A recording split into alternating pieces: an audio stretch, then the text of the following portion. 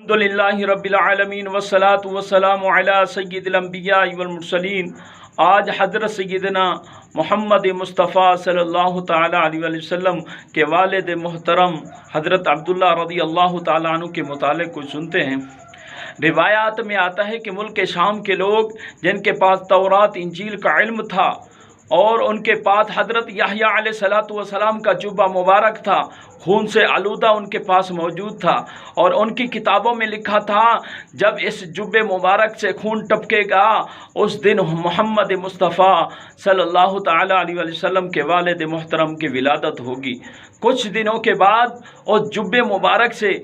خون ٹپکنا شروع ہو گیا، کیونکہ حضرت محمد مصطفیٰ صلی اللہ تعالیٰ علیہ وسلم کے والد محترم حضرت عبداللہ رضی اللہ تعالیٰ عنہ کی ولادت ہو گئی، اور وہ لوگ ملک شام کے لوگ تھے، ناکام ارادے سے، اور حضرت عبداللہ رضی اللہ تعالیٰ عنہ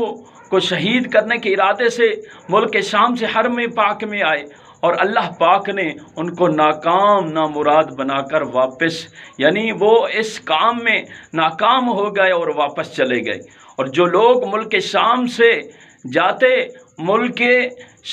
جاتے حرم پاک میں، اور جب واپس آتے تو ملک شام کے لوگ اہل کتاب لوگ پوچھتے کہ حضرت عبداللہ رضی اللہ تعالیٰ عنہ کے متعلق پوچھتے، اور وہ ملک شام کے لوگ بتاتے کہ حضرت عبداللہ رضی اللہ تعالیٰ عنہ کا نور جگمگا رہا ہے قریش میں۔ حضرت آمنہ رضی اللہ تعالیٰ عنہ کے والد محترم حضرت وہب رضی اللہ تعالیٰ عنہ ایک دن جنگل کے شکار کے لیے جاتے ہیں۔ دیکھتے ہیں کہ جنگل میں ایک حسین نوجوان شکار کے لیے گیا ہے، اور ان کے ساتھ 90 افراد اہل کتاب کے لوگ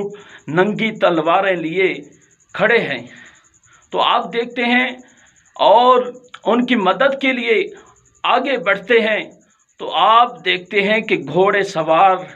لوگ ظاہر ہوئے، انسان نہیں تھے بلکہ اور اہل کتاب کے لوگوں پر حملہ کر دیا۔ جیسے ہی ظاہر ہوئے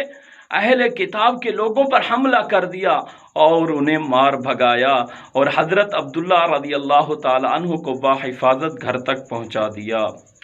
یہ حضرت محمد مصطفیٰ صلی اللہ تعالیٰ علیہ وسلم کے والد محترم کی شان ہے۔ تو ہمارے آقا محمد مصطفیٰ صلی اللہ تعالیٰ علیہ وسلم کی کیا شان ہوگی کہ اللہ پاک ان کی حفاظت فرما رہا ہے۔ اللہ تبارک و تعالیٰ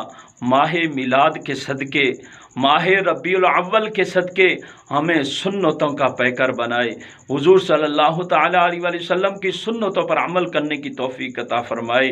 آمین بجاہ النبی الامین صلی اللہ تعالیٰ علیہ وآلہ وسلم۔